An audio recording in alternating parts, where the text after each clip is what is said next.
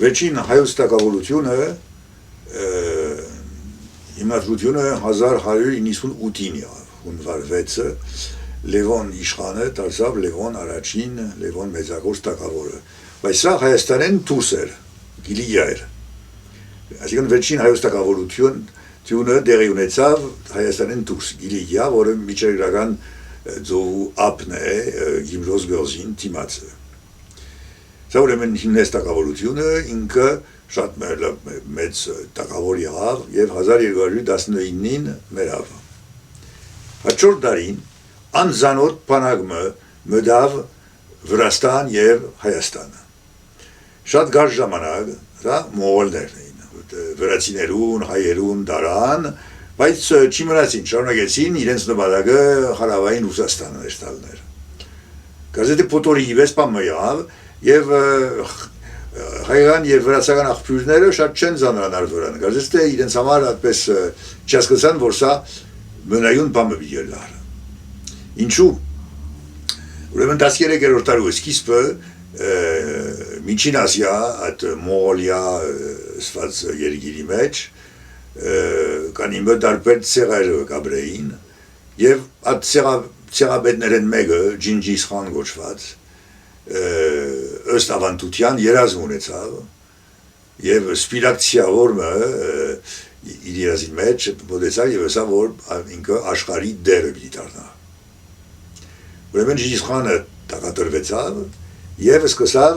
աշխատել և բոլոր ցեղերը միացնել, այդ մոնղոլ տարբեր ցեղերը միացնել։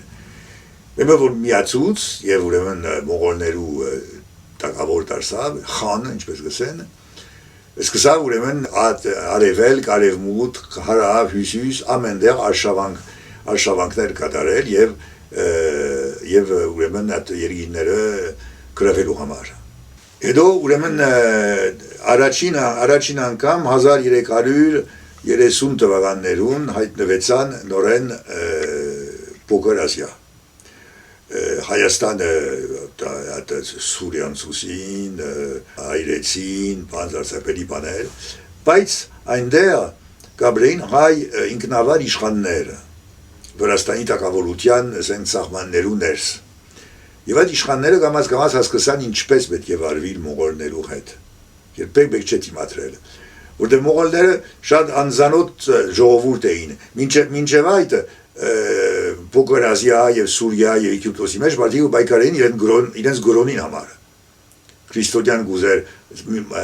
իսլամը քրիստոնյա դարձնել, իսլամը գուզեր քրիստոնյան իսլամ դարձնել։ Ասոնք մոնղոլները համարյա գրոն չունեին, իրենց համար գրոնը շատ երկրորդական բան էր։ Եվ 1243-ին Քյոսեդար ճակատամարտը, որ Էրզինջանի մոտ, և թուրք բանակի դեմ գրվեցին, շատ ավելի քիչ էին թվով մոնղոլները, բայց իրենք անպարտադելի ռազմական արվեստ ունեին, հայերը իրենց կանվանեին նետողած ասք, միայն այդպես նետերով կգրվեին, բայց ինչ աստեցությամբ։ Եվ ուրեմն թուրքերը, որ շատ ավելի բազմաթիվ էին, ջախջախիչ բարդություն ընդունեցին, սուլտանը փախավ և իր ընտանիքը օրգեց Գիլիո